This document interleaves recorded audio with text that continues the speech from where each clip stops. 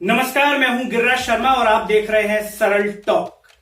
देश की मीडिया को एक ही बात की चिंता नजर आ रही है, रिया चक्रवर्ती।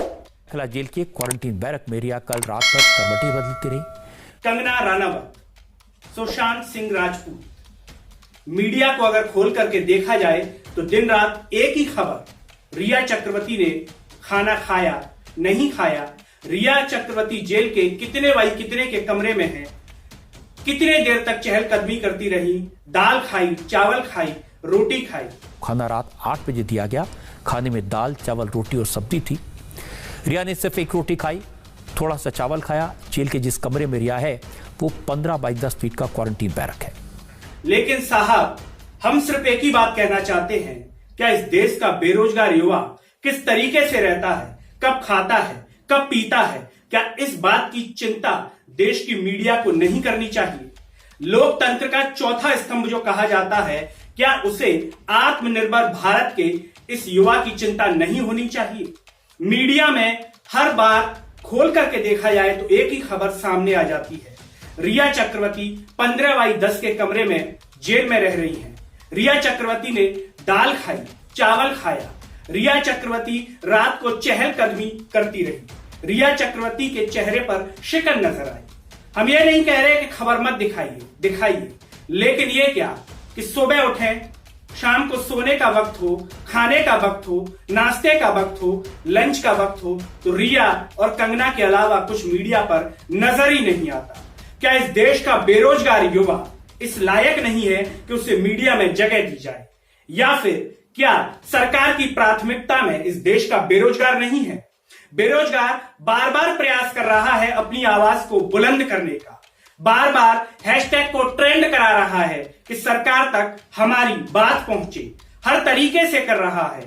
5 सितंबर को किया 5 बजे 5 मिनट, 9 सितंबर को किया, 17 सितंबर की तैयारी कर रहा है, हैशटैग राष्ट्रीय बेरोजगार दिवस, कि सरकार अब तो उनकी सुन ले। क्या नए आत्मनिर्भर भारत में इस देश के बेरोजगार युवा के लिए कोई जगह नहीं है?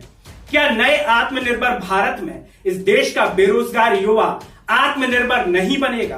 बार बार देश का बेरोजगार युवा प्रयास कर रहा है कि केंद्र के मंत्री, सांसद, विधायक कोई तो उनकी सुन ले।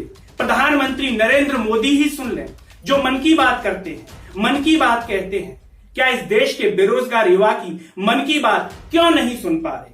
क्या कमी नजर आ रही है? लेकिन मीडिया को चिंता है सिर्फ एक ही बात की कि रिया ने क्या खाया, कब खाया, चेहरे पर शिकन आई तो क्यों आई, और ये रिपोर्ट उनके संवाददाता राजीव ने भेजी।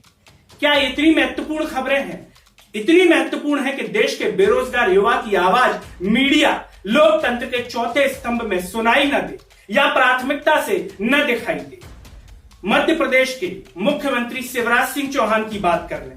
वो कह रहे हैं कि भर्तियां तो कांग्रेस ने रुकवाई थी। कांग्रेस ने सरकारी भर्तियों पर प्रतिबंध लगाया था। हम तो ये कहना चाहते हैं कि शिवराज मामा, कांग्रेस ने रुकवाई थी तो आप चालू करवा दीजिए।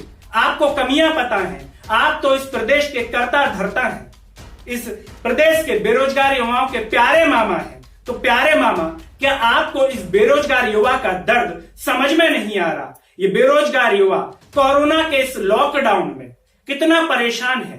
वो तो रिया की तरह खा भी नहीं पा रहा होगा, चैन से सो भी नहीं पा रहा होगा। ताने मिलते होंगे घर में, पड़ोसियों के ताने मिलते होंगे कि आपका बच्चा क्या कर रहा है, कितने साल से तैयारी कर रहा है, कौन सी परीक्षा दे रहा है, कोचिंग जा रहा है कि नहीं जा रहा है, ऑनलाइन क्लास पढ़ रहा है कि नहीं पढ़ रहा है। इन तानों का उसके दिमाग पर क्या असर होता होगा मामा, ये तो शायद वही समझ सकते हैं। लेकिन मामा, आप इनकी चिंता को दूर कर सकते हैं भर्ती निकाल करके। बार बार मीडिया में, सोशल मीडिया पर एक ही बात आ रही है कि भर्ती निकाल देंगे, तो कब निकाल देंगे? इसी साल पुलिस की भर्ती हम शुरू करने वाले हैं ताकि मेरे बच्चों को रोजगार मिल सके। कितना निकाल देंगे? क्या 3-4 साल से भर्तियां नहीं आ रही? इतना ड्यूरेशन, इतना इंतजार क्या युवा तब से कर रहा है? ये कम नहीं है क्या? युवा को अब और इंतजार करना होगा शिवराज मामा? क्या उनके इस इंतजार को खत्म नहीं किया जा सकता?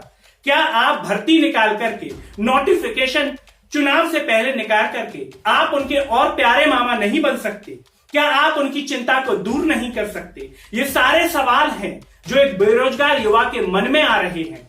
जब युवा सरकार चुनता है, देश का नागरिक सरकार चुनता है कि सरकार उसकी सुनेगी, लेकिन यहां तो जनता की अनसुनी कर दी जा रही है। बार बार परेशान हो रहा है, दिन रात हैशटैग के बारे में सोच रहा है कि सुबह क्या हैशटैग करूंगा, अपने दोस्तों को क्या भेजूंगा, क्या ट्रेंड कराऊंगा।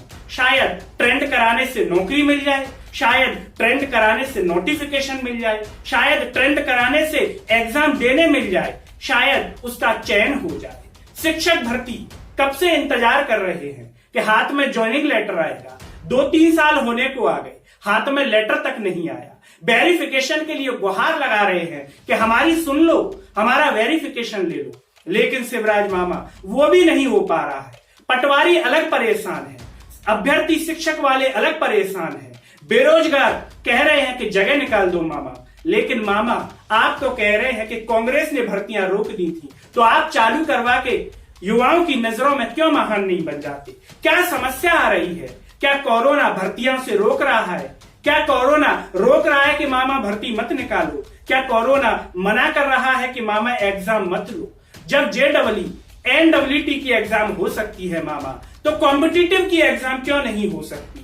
इस देश का बेरोजगार युवा इतना परेशान हो रहा है कि उसका दर्द या तो वो खुद जानता है या उसके परिवार के माता पिता, उसके भाई बहन जानते हैं। क्या बीतती होगी उसके ऊपर जो इतने सालों से इंतजार कर रहा है कि मेरी नौकरी लग जाएगी तो बहन की शादी हो जाएगी, या पिता का सहारा बनकर के मैं आत्मनिर्भर हो जाऊंगा। लेकिन युवा तो आत्मनिर्भर के इंतजार में केवल इंतजार ही कर रहा है मामा। शिवराज मामा, उनके इस इंतजार को खत्म कर दीजिए। देश के बेरोजगार युवा को रोजगार दे दीजिए। प्रधानमंत्री नरेंद्र मोदी जी, हमारी भी आपसे बस यही विनती है कि देश के बेरोजगार युवा को रोजगार दे दीजिए, उनको आत्मनिर्भर बना दीजिए। सरल टॉक की हर युवा से यही गुहार है, यही गुजारिश है कि इसको सब्सक्राइब कीजिए और देश के हर युवा तक इस आवाज को बुलंद कीजिए। मेरे साथ इतना ही, मुझे दीजिए इजाजत। नमस्कार।